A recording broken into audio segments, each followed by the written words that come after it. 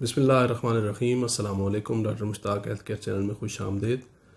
आज का programme sugar से मुतल्लिक है और शुगर से होने वाली जो ख़राबियाँ हैं, ये जो बीमारियाँ हैं, उनके बारे में आपको आगाही फ़राहम करना है। अच्छा, ये ऐसे होता है कि हमारे जिस्म में खून की दो तरह की नालियाँ होती हैं। एक वो नालियाँ होती हैं जो बारीक होती हैं और एक बड़ी नालियाँ खून की नालियाँ होती हैं। ये जो बारीक नालियाँ होती हैं ये गुर्दों में भी होती हैं, दिल में भी होती हैं। इसके अलावा जो हमारे हाथ और पैर हैं वहाँ पे भी खून की बारीक नालियाँ होती हैं। और हमारी आँख का जो पर्दा है जिसको रेटिना कहते हैं, इसमें भी जो ब्लड सप्लाई होती है वो बारीक खून की नालियों से होती है। तो मसला ये होता है कि जब शुगर ज़्यादा होती है तो शुगर ज़्यादा होने की वजह से खून की नालियों में ऑक्सीडेशन का जो प्रोसेस है वो बढ़ जाता है। यानी आप इसको इस तरह से समझें जिस तरह से किसी गाड़ी के लोहे को जंग लगता है, तो वो जो जंग लगता है वो ऑक्सीडेशन का प्रोसेस होता है। तो इसी तरह खून की जो बारीक नालियाँ होती हैं वो सबसे ज़्यादा मुतासिर होती हैं। इसकी वजह से खून की नालियों के अंदर सेल्स जो होते हैं, उसके एंडोथेलियल लेयर जो होती है वो डैमेज होना शुरू हो जाती है।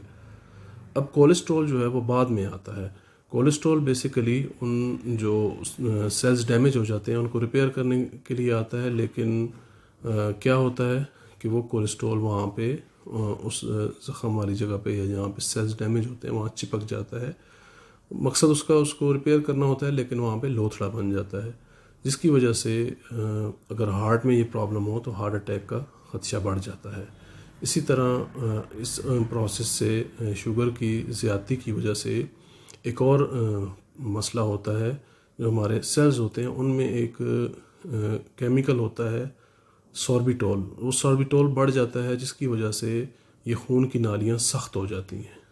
जब ये खून की नालियाँ सख्त होंगी तो उसकी वजह से भी जो डिजनरेटिव प्रोसेस है वो तेज़ हो जाता है। अब इसका हल क्या है? इसका हल है जनाब एंटीऑक्सीडेंट्स का ज़्यादा से ज़्यादा इस्तेमाल। और एंटीऑक्सीडेंट्स जो हैं वो सबसे ज़्यादा सब्ज़ियों में पाए जाते हैं।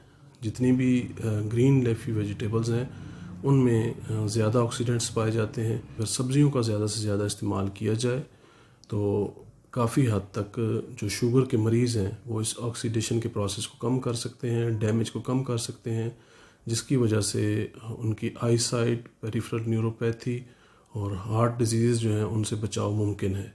क्योंकि शुगर जो है बज़ाते ख़ुद तो मर्ज़ इसको आप नहीं कहेंगे, लेकिन ये कई अमराज का बायस बनता है।